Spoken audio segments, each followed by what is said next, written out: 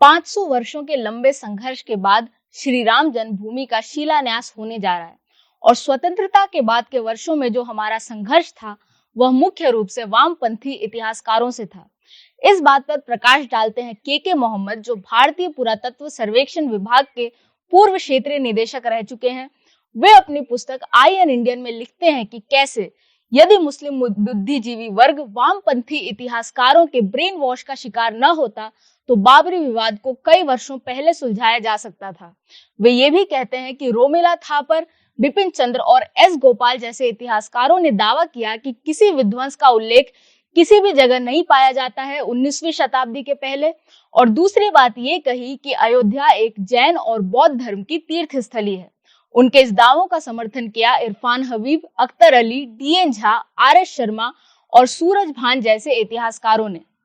के मोहम्मद उस दल का भाग थे जिसने 1976-77 में बीबी लाल के नेतृत्व में इस स्थल पर खुदाई की थी और पाया था कि कई अवशेष ऐसे हैं जो मंदिर के होने की ओर संकेत करते हैं।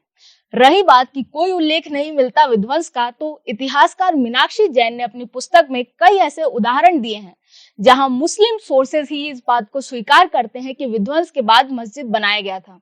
उनकी 2 पुस्तकें इस विषय पर है, बैटल फॉर राम और राम एंड अयोध्या। इसमें मैं एक उदाहरण देना चाहूंगी जो मौलाना हकीम खान का है। वे कहते हैं कि राम को ईश्वर का अवतार माना जाता था जिनका जन्म यहाँ हुआ था और उनकी पत्नी सीता की कहानी भी इस स्थल से जुड़ी हुई है, जिसे सीता की रसोई के नाम से जाना जाता है। बाबर ने अयोध्या की पावन नगरी में एक मस्जिद बनवाई और इस जगह को तोड़कर वह मस्जिद बनवाई गई, ये भी वो लिखते हैं। इसके अलावा एक जर्मन इंडोलॉजिस्ट एंटन फरर, वे लिखते हैं कि जरूर ये जो प्राचीन राम का मंदिर था वह भव्य रहा होगा क्योंकि इसके कई स्तंभों का उपयोग बाबरी मस्जिद में हुआ है स्तंभ के रूप में। एक और उदाहरण है हमारे पास जो 19वीं शताब्दी से पहले का 18वीं शताब्दी का है, जब एक ऑस्ट्रियाई जोसेफ इस स्थान के भ्रमण के लिए आए थे और वे लिखते हैं कि राम जो विष्णु के अवतार माने जाते हैं उनका जन्म यहाँ हुआ था और लोग इसे पूजते थे, लेकिन बाबर या औरंगजेब ने इस स्थल का विध्वंस करा के लोगों को उनके अंधविश्वासों से वंचित कर दिया। ये थे कुछ उदाहरण। अब बात करते हैं कि कैसे इतिहासकारों ने अपना स्टैंड समय समय पर बदलते रहे। वे पहले तो ये कहते थे कि बाबरी मस्जिद एक ऐसे स्थान पर बनी है जिसके नीचे कुछ नहीं था, यह एक खाली भूमि थी। उसके बाद जब अवशेष पाए गए तो वे कहने लगे कि इसके नीचे एक इस्लामी संरचना ही है, लेकिन जब ये उभर कर आया कि एक हिंदू संरचना है तब वे कहने लगे कि अयोध्या बौद्ध और जैन धर्म की एक स्थली है और इसलिए हिंदू पद्धति के अवशेष यहाँ दिखते हैं। इस प्रकार वामपंथी इतिहासकारों की प्रेरणा न इतिहास थी न पुरातत्व, वे सिर्फ राजनीतिक प्रेरणा से आगे चल रहे थे और ये उनके दावों से स्पष्ट होता है।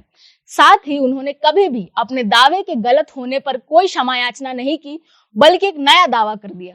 इस तरह जो राम जन्मभूमि का समर्थन करते थे उनके ऊपर सारा भार आ गया उनके एक एक दावों का खंडन करने के लिए और उसके बाद वे हमेशा एक नया दावा कर देते थे।